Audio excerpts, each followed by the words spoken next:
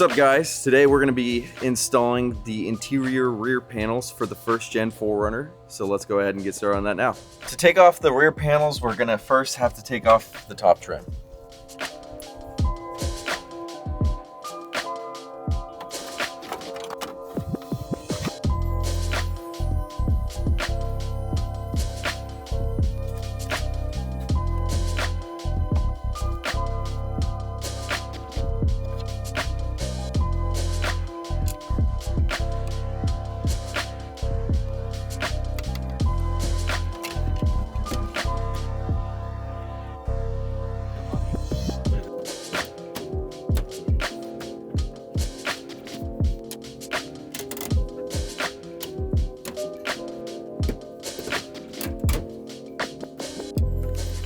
Now that we've gotten all of the push rivets out, we're going to take off the OEM panels.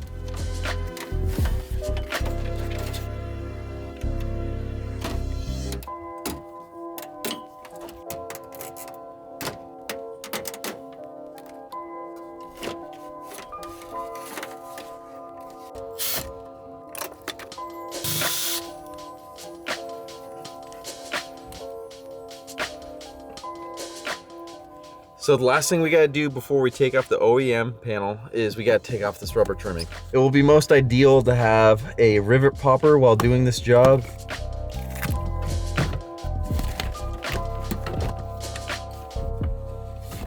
Last thing that we're gonna wanna do to take out this panel is to fish out the seat belt that we unhooked earlier.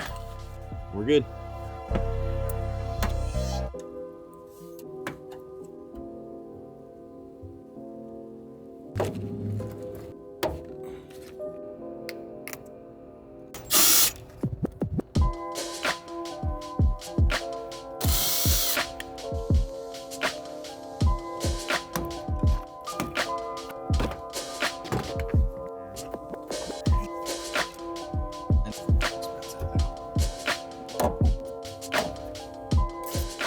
So now that we finished taking off the OEM panels, we can go ahead and get started putting in the new panels. Before we get started on that, we want to make sure all of our hardware is here. Setting them out on a table is going to help you out in the long run, making sure you have everything. There's a lot of components in here. Putting them all out in front of you is going to help along the way. For our tools, we're going to use rubber mallet just to get those stubborn pushing rivets in there. We're going to use 5/32 hex drive. You can also use a 5/32 Allen key. We also going to use a 3/16 hex drive. Other tools that we're going to be needing for putting on the latch for the storage panel is going to be Phillips screwdriver and a 22mm wrench. The next step is that we're going to go ahead and put the frame onto the panel before we get that installed, just to make it easier on ourselves. So we're going to put the frame behind the panel, and then we will put speaker grill.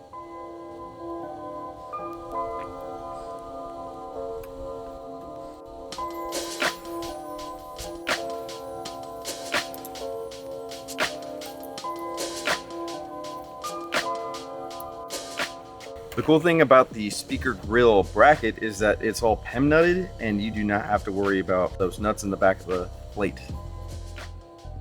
So another great thing about this product is if you don't have your storage panel or these storage panels are damaged, we give you guys brand new replacement panels. These panels also come in with latches, and we're going to go ahead and install those right now.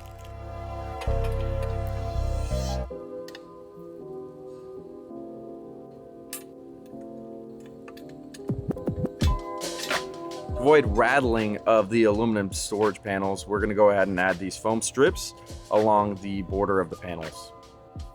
If you have an OEM roll cage, you do not need to take that out for this install. If you would like to, that will be totally up to you. We're going to go ahead and work around that today. To install it, all we got to do is slide it in from the rear, and we're going to go ahead and use these push-in rivets for the back install. Since each side has two panels to it and we want to make it look more uniform, we designed an aluminum frame plate. This frame plate is going to cover each side of the panel to make it look like one uniform piece. Behind that, we have hemmed bracket So that way it's going to make it a lot easier to line each piece up, have everything look a lot more form-fitting.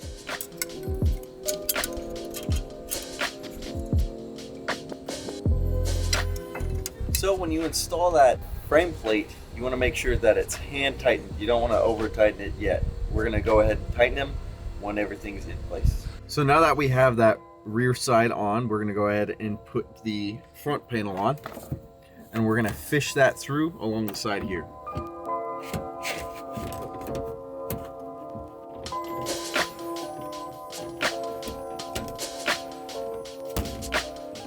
Since there's curvature to the frame of the body, we want to use these rivets for those curvature points. We've determined as a team that this point and this point are going to be our points that are going to have the most stress on them. So we're going to use these special rivets that will wedge themselves in a lot more than the standard rivets we've been using around.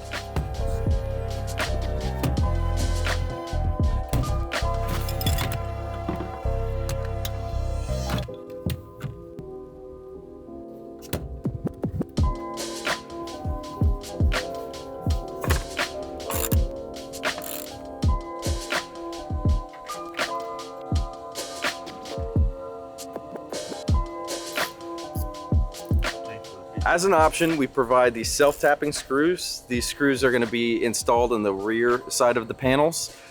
These are purely optional. You do not need to use them if you do not want to.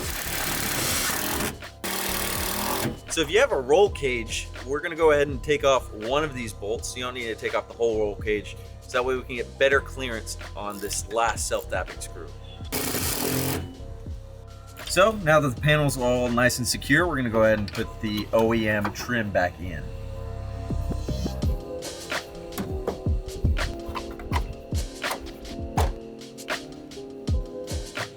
So the last step on finishing this side of the panels is adding the storage panel. So we're gonna go ahead and do that now.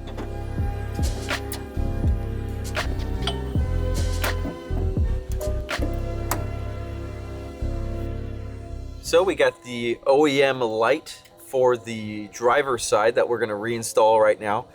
This is your opportunity, if it's a bad light, to go ahead and change that. We went ahead and made the hole for that, so that way it lines up exactly how the original panel had it.